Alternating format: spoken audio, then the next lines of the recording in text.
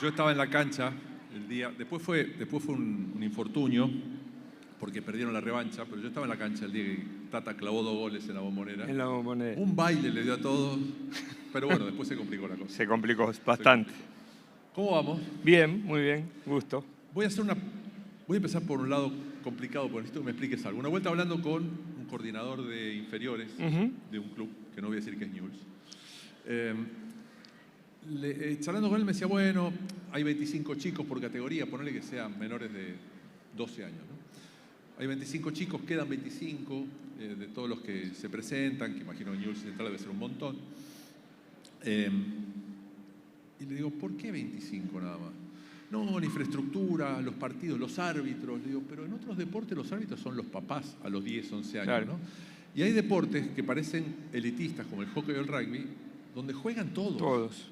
¿Y por qué crees que es eso, Tata? Porque a los 10, 11 años, bueno, un pibe es un pibe, no es ni futbolista, ni economista, ni banquero. Es un pibe, ¿no? No se sabe qué va a hacer. Sí, además se supone que si alcanza una pelota para 25 puede alcanzar para algunos más, ¿no? Claro. Pero lo que creo fundamentalmente que a lo mejor tanto Newell como Central pueden pensar, bueno, pero también para esto existen los clubes de barrio, donde los chicos, en realidad en la época que yo era muy pibe, allá hace mucho tiempo, uno jugaba en el club de barrio. Yo jugué toda la vida en provincial. Totalmente. Y entonces, hasta que llega un punto donde hay que decir, bueno, ¿qué hacemos? Y entonces saltás a Newell y en Newell ya todo se modifica, o en Central todo se modifica. Y aunque vos tengas 12 o 13 años, sin darte cuenta empezás a competir de una manera bastante descarnada. Claro. Hoy es mucho peor. Y nosotros siempre hablamos, y sobre todo con gente de afuera, cuando dicen por qué un pibe de México no está preparado a los 17, 18 años, y le digo, porque ustedes no ven un partido de quinta de AFA, donde vos decís, este chico puede jugar tranquilamente en primera división. Totalmente. ¿Y cómo sentís vos? A ver, yo lo planteo del lugar de que un pibe que es socio de un club determinado no puede usar la camiseta nunca de ese club, ¿no? Ni un ratito. Claro. Para jugar de verdad, ¿no? Para jugar una liga, para jugar algo armadito, digamos, por decirlo de alguna manera. Pero de acuerdo, en cuanto a los que quedan, tampoco es que los que quedan van a llegar todos. No, claro. ¿Y cómo se maneja eso? ¿Cómo se trabaja? ¿Cuál es el ojo clínico? ¿Quién tiene el ojo clínico y quién puede trabajar alrededor de eso? Imagino que debería haber grupos de deportólogos o gente muy atenta que tenga esa mirada justa para decir este sí, este no. En realidad, cuando uno hace una mirada de toda la vida nuestra, esto fue cambiando y se fue perfeccionando y cada vez se hace mejor y cada vez hay más elementos para enseñar y educar de una manera diferente. Esto que vos decías, mucho tiempo atrás, era un padre que tenía tiempo, era el señor del barrio que lo juntaba, y hoy creo que... Y era muy natural que el chico vaya al club, juegue, se desarrolle, tenga sus amigos, que probablemente sus amigos del club sean después los amigos de toda la vida. Totalmente, mucho más que lo del colegio. Claro, mucho más. Y bueno, esto, claro, cuando uno pasa a un club que tiene una importancia muy especial dentro de lo que es el organigrama del fútbol argentino, empieza a mutar, empieza a cambiar, no se pierde de vista a los chicos que van a quedar en el camino. Yo creo que, no sé si lo voy a citar y si era él, pero Jorge Grif hablaba de un porcentaje de jugadores que llegaban a jugar en primera división y por categoría, y era un porcentaje ínfimo. Y claro, el secreto está, bueno, normalmente el común denominador de la gente dice, bueno, ¿quiénes son el 10%?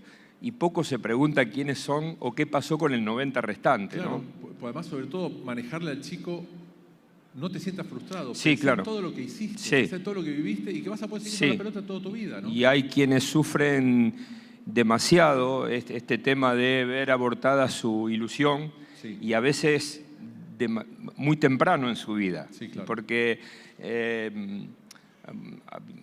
Yo me acostumbré a que vos quedabas libre porque no te hacían el primer contrato, pero claro, tenías 18, 19, 20 años. venía a romperle la cuarta, pero no. Claro, pero no te alcanza. Y entonces no te hacían contrato. Esa era la manera que vos te enterabas que no ibas a jugar al fútbol. O por lo menos. Pero en cualquier otro equipo. Claro. Y cualquier opción. Sí, claro, claro. Pero como el chico de la ilusión la tenía, yo quiero jugar en primera y con esta camiseta, eso en principio no se iba a dar, ¿no?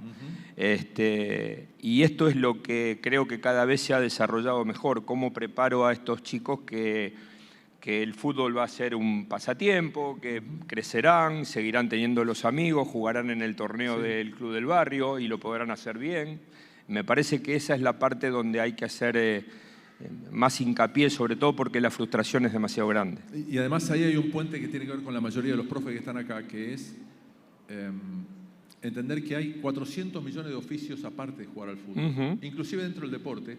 El tema es que para eso en esa edad está la escuela. Claro. ¿Sí? Que es la que tiene que acompañar ese tipo de cosas, sino siempre la escuela trabaja debidamente con el deporte. Claro.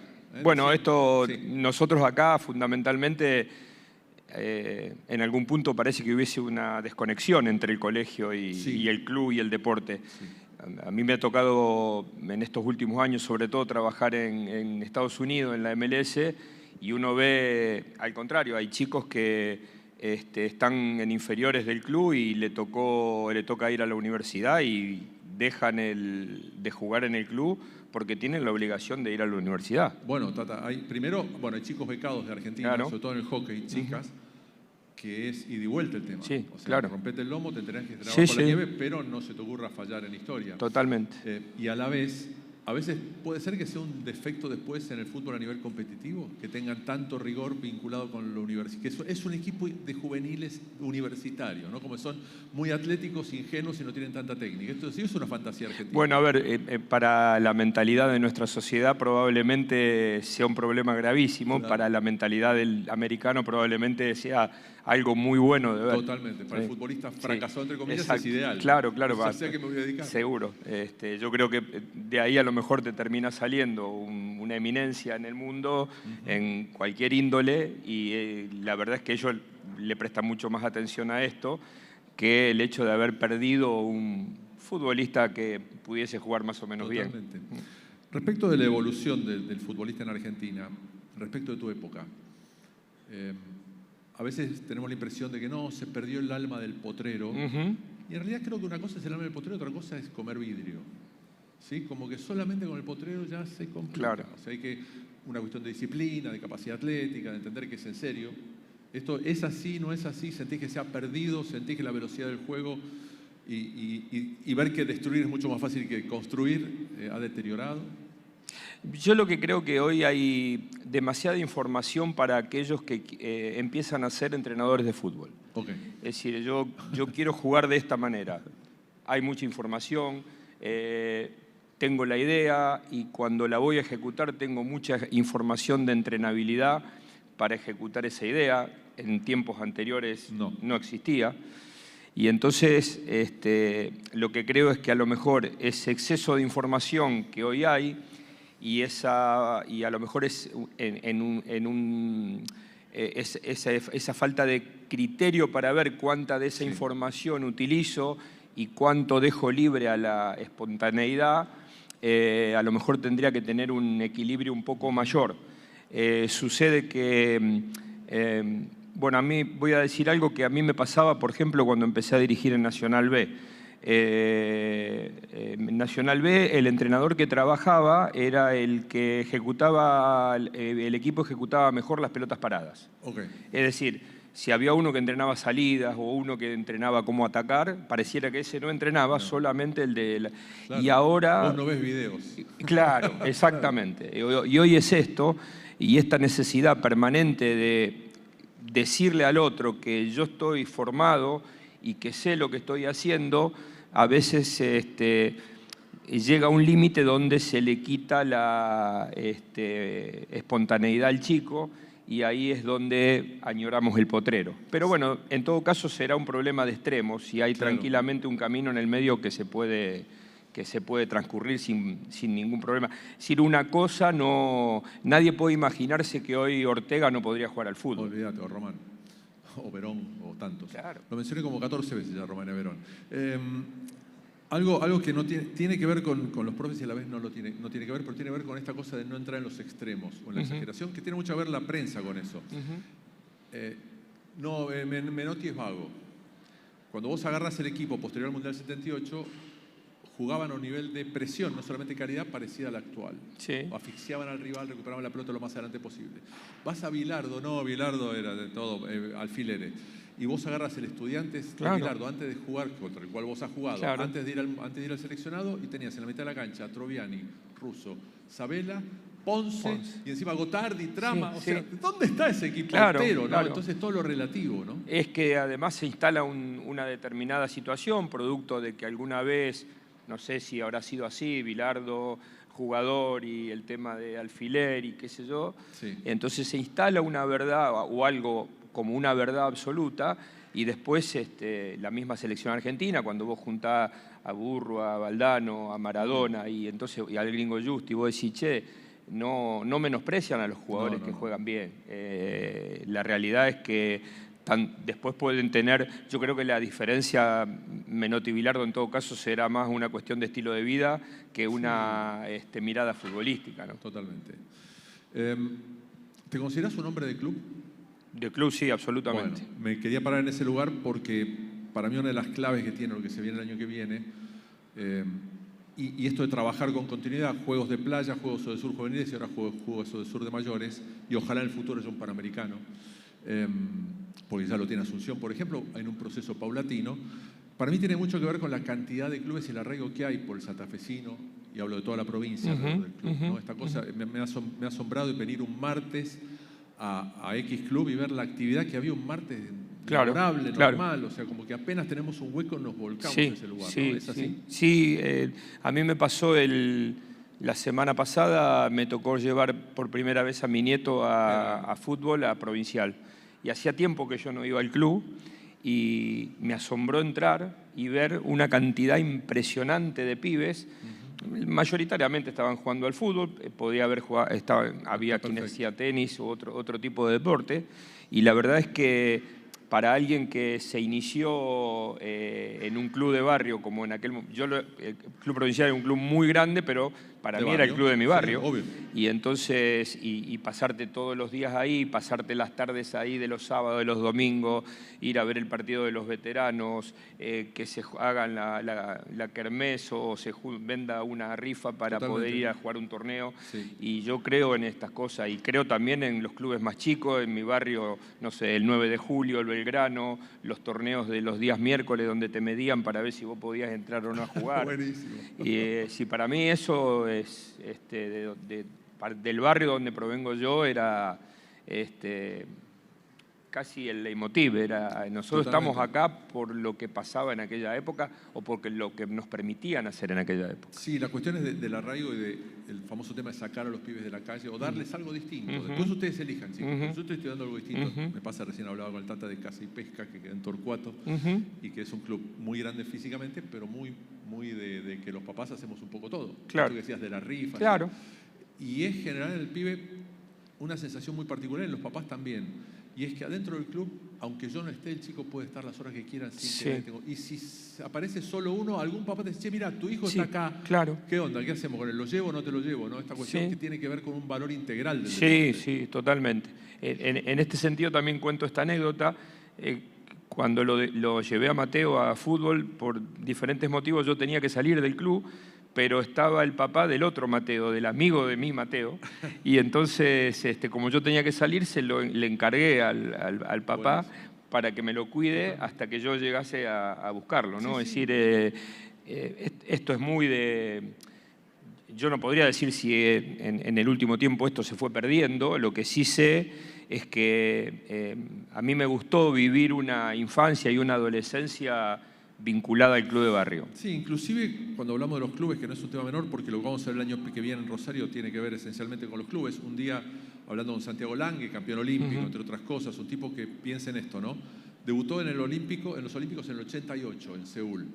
En el 2016 sale medalla dorada, son 12, 28 años después. Sí.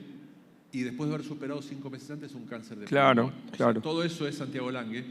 Y yo le digo, no, por el milagro del deporte argentino. No, ningún milagro, son los clubes. Claro. Y bueno, y ahí están ustedes también, profes, representados, y también en las escuelas. Y en ese sentido, me pregunto, ¿por qué el Estado como algo general, con tantas cosas se subvenciona, no se subvenciona a los clubes, ¿no? Sí, bueno, eso. Todo lo que nos dan. Sabés que vos no vas a pagar el gas y la luz. Porque me das algo mucho más importante. Claro. No era para buscar aplausos, perdón.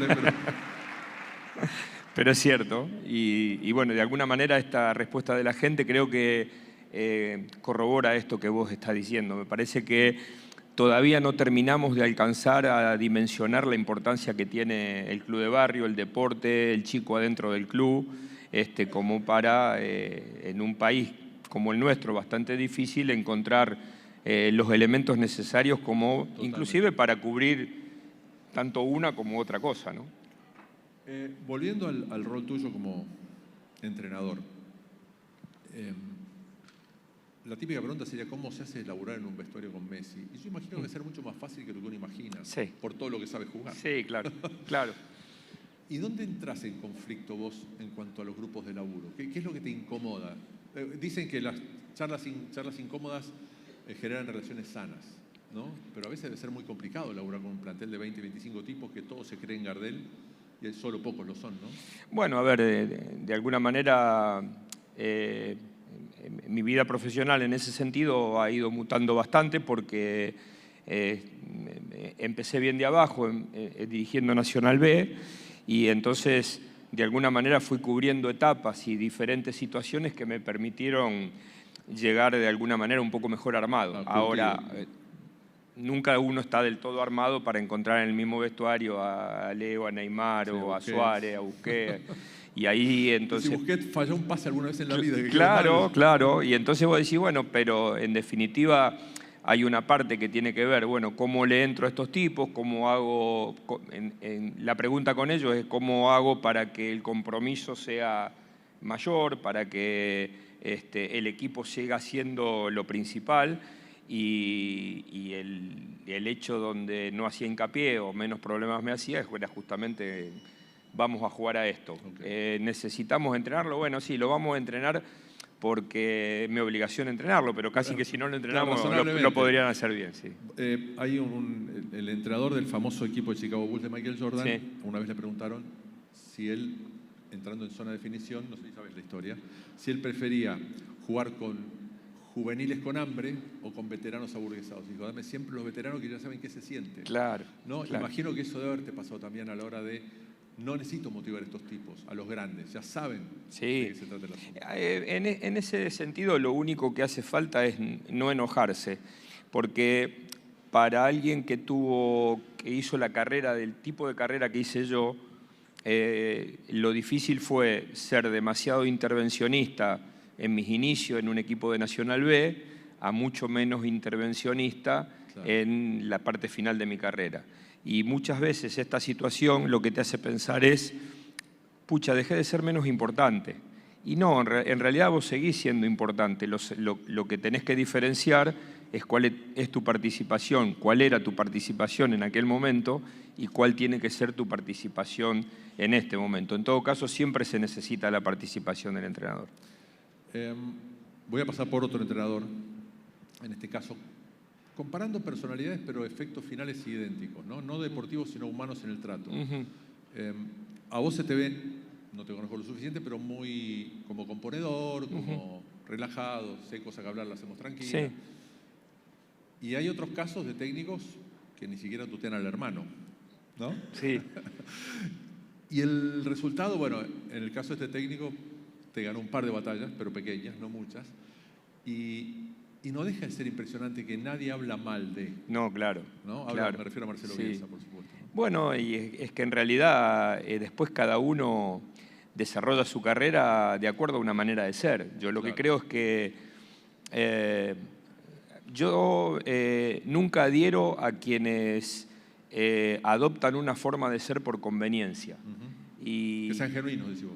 ¿Cómo? Que sean auténticos. Exactamente. Y sí adhiero al que fui así en aquel momento y sigo siendo de esta forma. Y como yo tengo la posibilidad o tuve la posibilidad de conocerlo en el inicio, y entonces digo, entre ese tipo y este tipo de ahora, en realidad no ha cambiado nada. Lo único que él tiene mucha más exposición mediática y empiezan a conocer a un tipo que es realmente exactamente igual a hace 40 años atrás. ¿Sentís que un técnico como Marcelo utiliza más o le caben más las herramientas actuales que hay tecnológicas que lo que te interesaría a vos? Yo siento que él las utilizaría con el criterio que la debe usar un entrenador de hoy. Okay. Es decir, yo entiendo que hay cuestiones con las que nosotros hemos convivido desde otro lugar, desde el lado de jugador, y que me han permitido a mí tener entrenadores de los cuales valoro muchas cosas, pero la que más valoro es cómo hacían estos tipos para dirigir, armar un equipo y transformar y realizar una idea o transmitir una idea sin todos los elementos que hay hoy. Claro. Lo que creo de él es que es un tipo que se podría haber adaptado. Él creo que está en el medio por una cuestión cronológica. Está en el límite entre que todo era el ojo y cuando empieza a adoptarse el tema del videoanálisis sí. y las cosas que vinieron con posterioridad. Y yo creo que tanto en un lado como en el otro él hubiese tenido la capacidad como para saber desarrollarse, solo que si me tuviese que imaginar, pienso que hoy está más cómodo. Ya vuelvo con él, pero quiero saber si para vos esas herramientas son tan útiles o sos más selectivo en cuanto a las herramientas. Valoro las dos cosas. Es decir, y me parece que son complementarias, no es una cosa o la otra. Es decir, no puedo solamente por el ojo mío despreciar toda la tecnología que tengo y no solamente la tecnología me tiene que decir a mí lo que está pasando en un partido. Está bien, pero además pensando en los profes, es como que vos no tenés que llevar todos los ingredientes, tenés que llevar la empanada terminada. Sí, claro, claro. Eso no complica la vida al jugador. No, y los profes lo que tienen también es que todos los elementos, entre una de las cosas más importantes que tienen que lograr, además de tener un plantel muy bien entrenado, hay muchos elementos que hoy te permiten utilizarlo y evitar las lesiones. Claro. Cosas que para la gran cantidad de partidos y de torneos que juegan hoy un jugador profesional son sumamente importantes. Claro. O sea, hay que pensar que en una semana vos te jugás la final de la Liga Española, el campeonato de la Liga Española, la final de la Champions y a lo mejor de la Copa del Rey, y un jugador por un exceso de entrenamiento o por algo que le está faltando se quedó afuera de las 3 finales, ¿no? Claro, o sin lesionarse no termina rindiendo. Exactamente. A propósito de eso, bueno, en el hockey sobre césped, al menos de varones, conozco casos de entrenadores que usan el GPS y han establecido que jugadores que en 160 pulsaciones no pueden jugar más de 5 minutos seguidos. Claro. Con la ventaja de que en el hockey puedes entrar y sacar todo el tiempo. Claro. En el fútbol no pasa. Claro. Ahí hay herramientas que son realmente útiles. Del otro lado, pensaba en lo de Marcelo de vuelta, que cuando no existían estas herramientas, tengo entendido, vos corregime, él armó esa cosa loca de la base de datos de Atlas de México. Que él pasa por Atlas de México y deja una especie de, como legado, una base de datos de información de las juveniles, de todo, ¿no? Sí. Esta cosa que, bueno, lo califica también de haber hecho lo que hizo en ese momento cuando no existía casualidad de una computadora, ¿no? A lo mejor esa parte yo no la conozco en profundidad porque esto fue en México, pero sí, por ejemplo, lo que hacía cuando el primer año de Newell's era agarrar 4 medios de los más importantes escritos y agarrar 4 o 5 jugadores de los que él pensaba que podían tener una lectura mucho más clara de lo que iba a ser el rival de turno, y entonces en función a las últimas 4 fechas tomar el diario del otro día y remarcar las cuestiones salientes de la parte táctica del rival de turno. Entonces nos la hacía marcar con resaltador y después vos la entregabas como si fuera una tarea de colegio, ¿no? Pensando en los chicos y en los grandes, ¿qué es lo que, una vez que los chicos se convierten en grandes, qué es lo que hay que retocarle al futbolista argentino? ¿Qué es lo que hay que ajustarle al futbolista argentino? a ver, hay miles de deportistas, no quiero generalizar demasiado, pero en lo máximo, en el mayor porcentaje. Yo hoy lo que creo que lo más importante para remarcar es pasa más afuera que lo que pasa adentro. A mí me preocupa mucho más el exceso de información, el permanentemente acceder a los tipos de comentarios que hay sobre ellos, la forma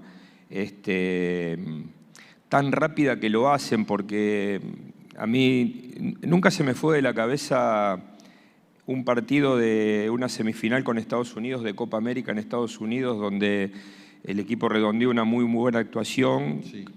De última había clasificado para una Copa del Mundo y hay una imagen del vestuario y todos los jugadores, uno imagina un vestuario eufórico y festejando y todos ellos estaban cada uno con el teléfono observando. Bueno, a mí yo considero que hay mucha parte dañina en todo esto. Totalmente. Y creo que hoy los clubes tendrían que estar mucho más preparados para enseñarle al jugador a manejar ese tipo de situaciones. Sí. Ejemplo, Newell's hoy.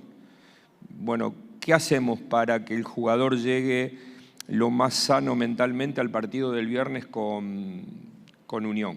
Bueno, para empezar, 4 días sin celular o sin redes sociales. Exacto. ¿Sabes qué? Bajar la red social, después vemos. Claro, después seguir, sí. Pero hay momentos... Sobre todo las redes que, aunque ganes, sí, aparece alguno que... Sí. Yo, muchas veces comento que si a mí me hubiese tocado ser jugador de fútbol hoy, no sé si hubiese podido ser jugador de fútbol. Claro. Porque he visto casos que han hecho mucho daño a tal punto de un jugador que se plantea seguir siendo jugador. Bueno, hay casos de deportistas olímpicas que se han bajado, claro. No por eso, porque es como hay decisiones que son de uno o cosas que uno no resiste, pero que todo el factor externo la llevó a ese territorio. Sí, indudablemente. O sea, viajar por todo el mundo, gastar la plata de la gente y claro, es difícil que uno no crea que esa persona te conoce, cuando en realidad no te conoce. Claro, no te conoce, exactamente. Y además tampoco hay demasiados antecedentes como para poder determinar que un deportista es mejor ante el hostigamiento que ante un trato normal, ¿no? Sí. No pasa con las barras que creen que los equipos ganan porque Claro. No es así. Sí, pero es como decir, bueno, si alguien alguna vez le tendrá que decir, mira que aunque ustedes vayan, claro. Si lo único que hace es empeorar todo esto, ¿no? Totalmente. Y acrecentar el malestar y la forma en la que el jugador llega al partido. A propósito de cuestiones mentales, ¿no? ¿Cómo has trabajado vos cuestiones del bocho? No en el equipo integralmente, porque son piezas distintas unas de otras. Hay gente con más resiliencia, otros más fuertes. No es lo mismo Ruggeri que Orteguita. Claro.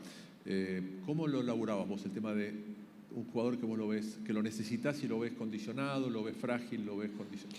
A ver, un cuento rápido, una anécdota. El técnico del Italia bicampeón mundial, Vittorio Pozzo, cuando jugaron en Francia, el Mundial del 38, le intervenía la correspondencia a sus jugadores. Claro. ¿Para qué? Porque quiero saber si tiene una novia que está bien, claro. Si el papá se enfermó. Claro. Una cosa vejatoria, si querés, pero que a la vez le permitía a él saber cómo estaba psicológicamente el jugador, ¿no? Claro.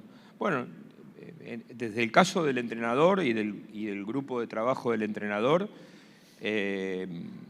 con conversaciones muchas veces que son grupales, muchas veces que son individuales, depende de lo que requiera la situación. Y después porque hoy en día prácticamente no hay clubes o selecciones que no trabajen con un cuerpo de psicólogos, de coaching, gente que está permanentemente cercano al plantel y que no necesita tener una conversación, a veces desde una mirada de un entrenamiento, sabe si está pasando algo, sabe cómo transmitírtelo. El único problema que yo encuentro ahí es que, y sobre todo nosotros en Argentina, creo que esto cada vez queda más en desuso, es la mirada que el futbolista tiene de esa gente, ¿no? Sí. Es decir, tratar de terminar de pasar la barrera de lo que hace un par de años atrás era el alcahuete del entrenador, ¿no? Entonces, claro. Che, este es un profesional que te está ayudando. Totalmente. Y vos no jugás en el equipo por lo que él diga o lo que le diga el entrenador. Vos jugás de acuerdo a lo que haces en el entrenamiento. Está bien, pero no es algo instalado no solamente en algunos jugadores, sino todavía en el fútbol argentino, esto de que no, psicólogos no... Creo que... Se va superando. Para mí sí. Se va superando y lo que hay que entender es que el aporte de esa gente es muy valorado por un plantel cuando esa gente permanece en el anonimato. Claro, cuando esa gente aparece, toma estado público, ahí se gana la desconfianza de un plantel. Totalmente, sí, porque además después está el cholulaje, ¿no? De golpe, no, pues el Tata, ¿sabes qué? El Tata no aguanta los últimos 15 bajo presión. Y porque indudablemente con lógica, ¿no? En algún momento alguien debe haber hablado de más, en algún momento ¿seguro? Alguien debe haber dado una nota de más. Le ha pasado a Gaby Sabatini, claro, que tenía un psicólogo norteamericano que un día publicó un artículo explicando por qué Gaby empezó a jugar al tenis, un disparate, ¿no? Sí, a mí me pasó en un trabajo, un día me dijeron, mira, nosotros en tal momento trabajamos con este psicólogo, nos pareció muy bueno, nos dio resultado, ¿por qué no te entrevistás? Y yo tuve la entrevista con él y automáticamente dije no, porque yo muchas veces lo que entiendo es, si yo voy al psicólogo, se supone que el psicólogo escucha más de lo que habla, y él hablaba más de lo que escuchaba, entonces digo, poco te está vendiendo aporte, vos. Claro, poco aporte. Cuando uno pasa un torneo de tenis importante y vos ves al número 1 del mundo y al 200 peloteando, parecen iguales. Entran en la cancha y todo cambia. ¿Esto pasa también en el fútbol? Esto de que el factor mental a veces es más importante que la técnica, que el conocimiento, que la cuestión física. Hoy absolutamente. O sea, el cerebro es el golpe más fuerte que puedes tener. Sí, porque aparte es cierto que hay diferencias entre los de muy buenos y el resto, pero en definitiva, nosotros los entrenadores solemos decir, che, si juega en primera división, claro, como mínimo es bueno. Y creo que sí, que ahí la parte fundamental y la que hace la gran diferencia es la cabeza. Hoy más que nunca. ¿Y cómo se podría trabajar eso con los chicos? Que todavía no son ni futbolistas, ni tenistas, ni jugadores juegan a eso, pero lo digo desde el lugar que yo imagino que a muchos pibes les debe pasar el factor presión. Lo veo, que yo, partido de básquet, necesitan meter 2 simples para terminar de ganar el partido y fallan los 2. El pibe tiene 80% de eficacia, ¿no? Claro.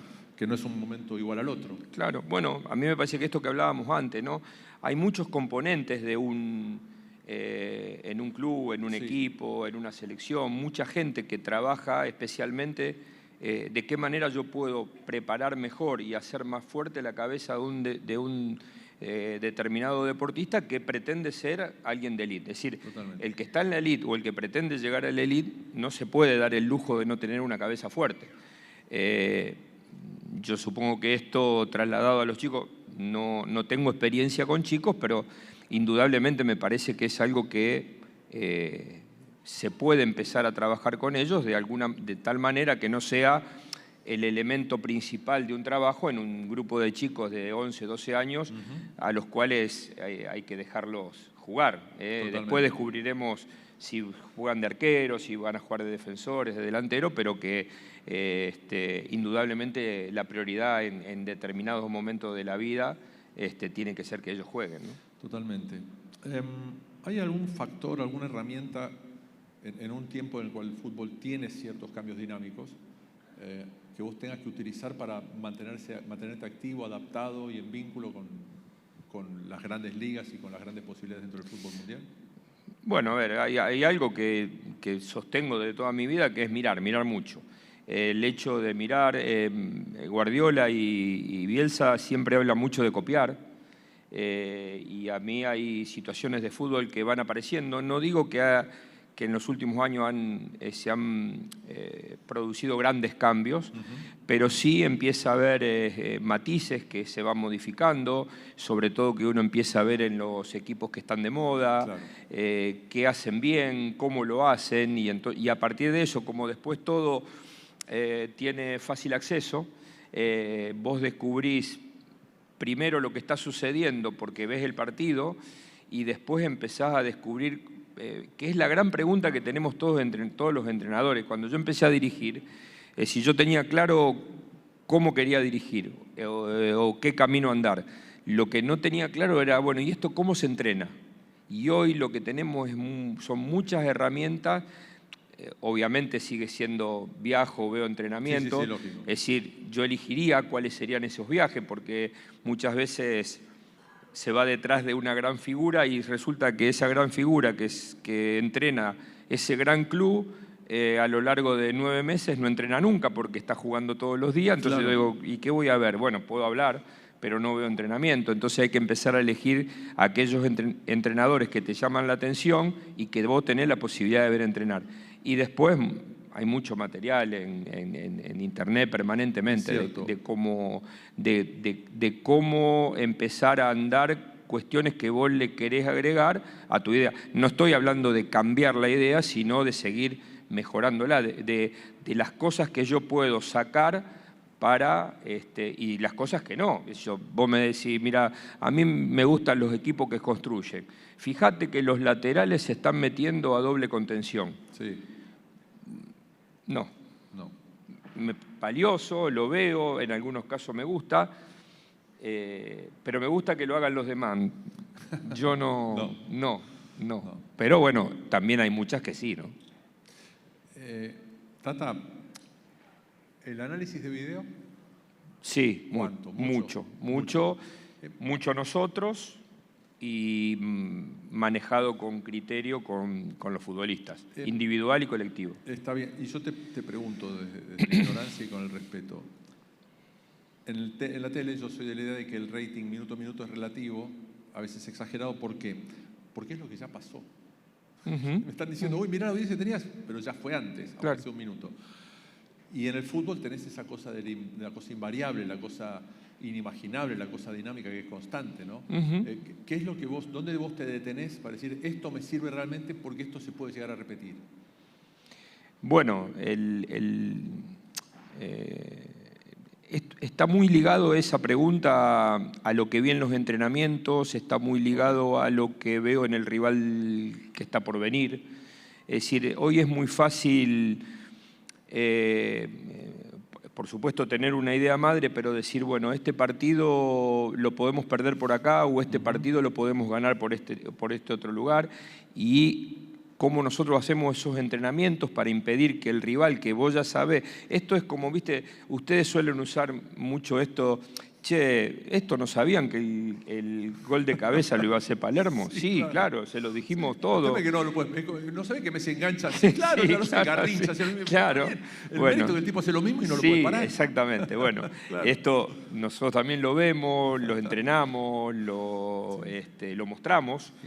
Y creo que son las pequeñas diferencias que se pueden sacar. Sí, de todas maneras, yo creo que el secreto sigue estando en potenciar a las individualidades para que cuando vos tenés una mayor cantidad de individualidades en un alto nivel, obviamente el juego del equipo sea mejor. Y volviendo al laburo de la mayoría de nuestros profes, ¿cómo crees que se puede manejar la cuestión de la presión en los pibes, en los chiquitos, ¿no? Y a la vez, ¿cómo manejar a la estrellita? Que en la mayoría de los deportes aparece uno que es distinto y que no sabes si va a llegar algún día o no, y que sobresale, y que los papás le dan manija, y esas cosas, ¿no? ¿Cómo se pilotea este tipo? ¿Cómo imaginás que se puede pilotear? ¿Qué herramienta usar? Bueno, el tema del padre cuidando a la estrella es algo complejo, que yo difícilmente puedo tener una solución, porque además es transversal a todas las épocas, ¿no?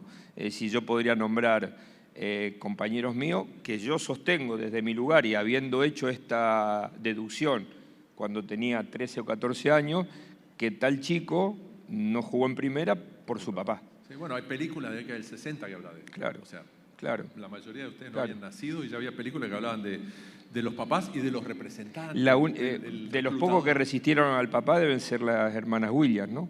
Bueno, obviamente, sí, obviamente es que era un negocio entre los tres.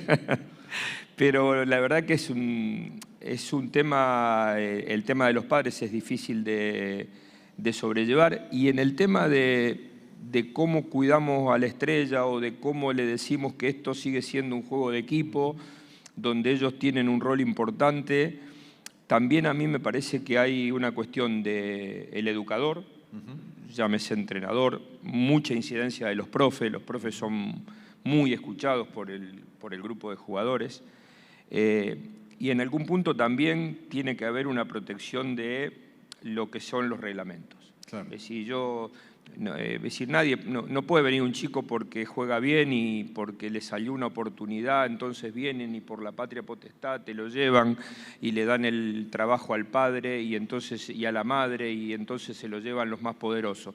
Debería haber un tipo de protección diferente que nos permita de alguna manera educar mejor a la estrellita de turno. Es cierto, pero a la vez vos tenés que tener el ojo clínico de una persona que dentro del club, las famosas comisión, ¿cómo se llama? Comisión de deporte, fútbol, sí. Bueno, que corran el riesgo, que asuman el riesgo de decir este sí, este no, de tomar... a riesgo de equivocarse. Sí, sí. Entonces blindemos a este y por ahí la pifio, pero si no la pifié, te ahorré 100 palos verdes.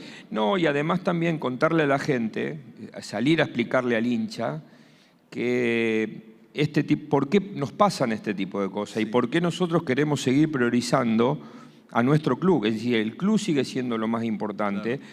Y a veces podemos perder un determinado futbolista, por más bueno que sea, porque nunca pueden estar las necesidades de ese futbolista o de su familia por encima de las necesidades del club. Son riesgos que hay que correr, pero en el fútbol profesional ese riesgo está estrictamente supeditado a cómo le está yendo al equipo y claro. Cómo le está yendo al entrenador.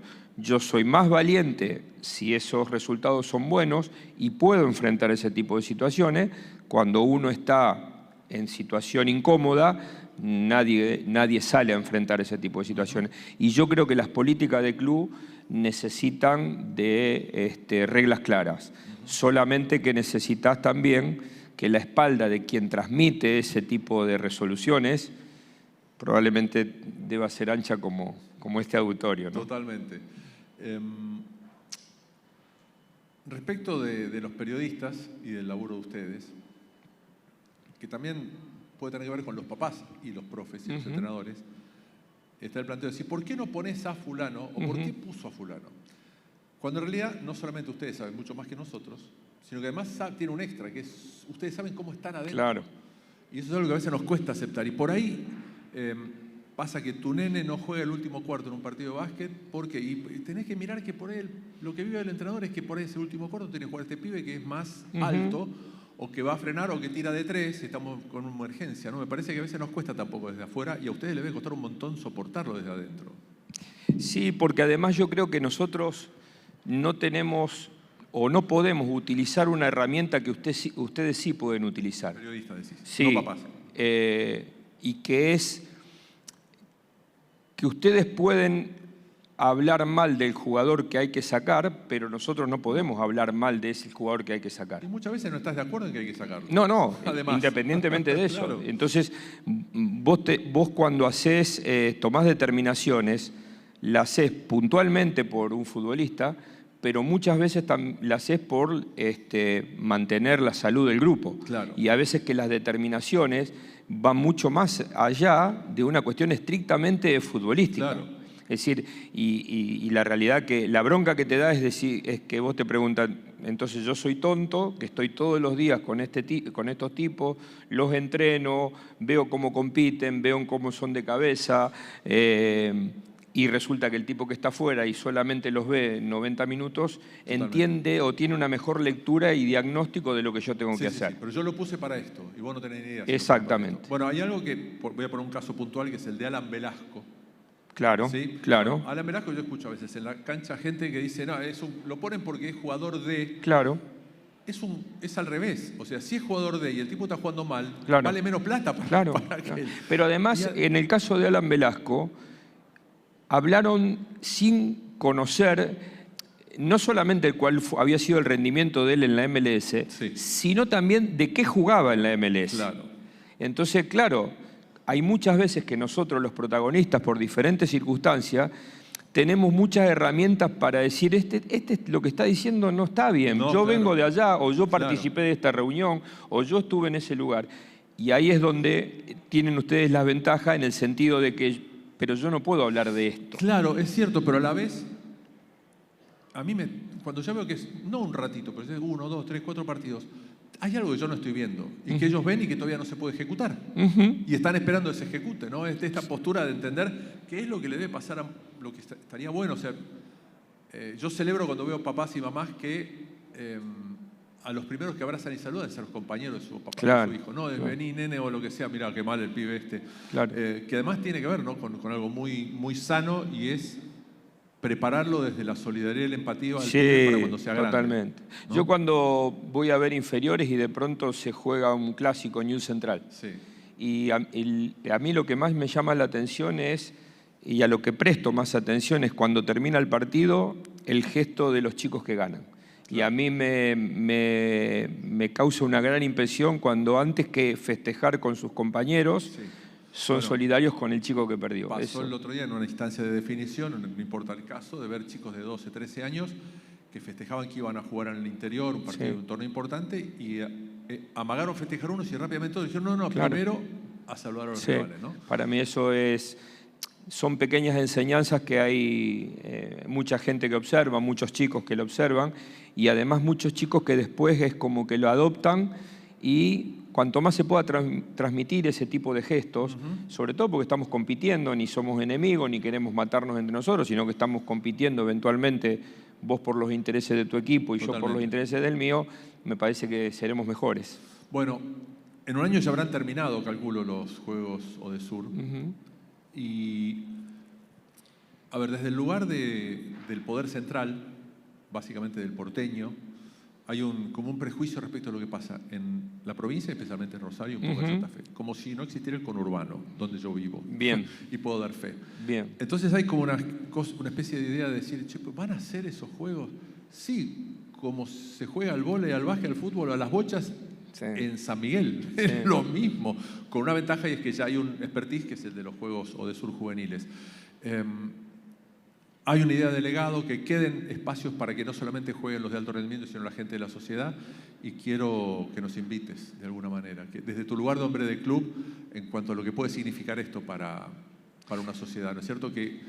Bueno, primero, desde los Juegos, decirles que hace poco tiempo se terminaron unos Juegos maravillosos que sí, la verdad que todo el país habló de lo que estaba pasando en Rosario. Se hicieron muy bien y salieron muy, muy lindos. Creo que esto también será de una manera extraordinaria, porque además creo que la ciudad está diferente, está distinta.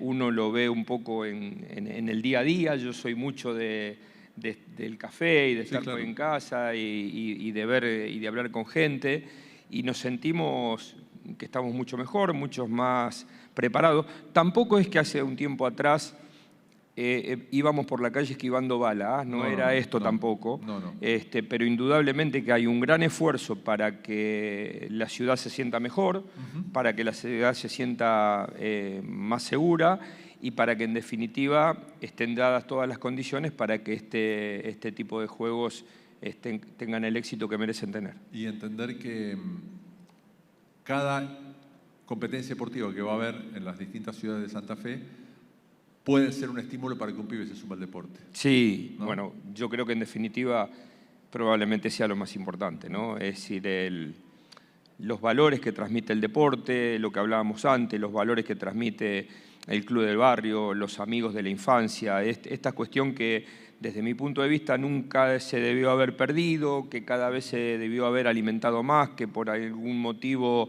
lo fuimos perdiendo, lo fuimos abandonando, lo fuimos dejando un poco de lado.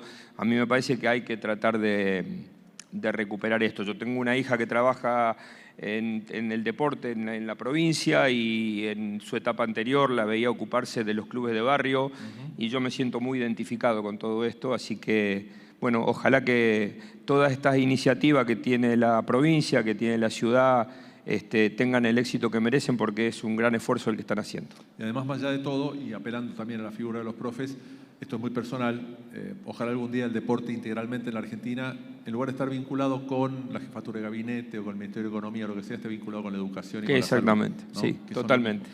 Bueno, gracias. Señor Gerardo Martino, lo dejo para la foto final, Tata, te espero abajo.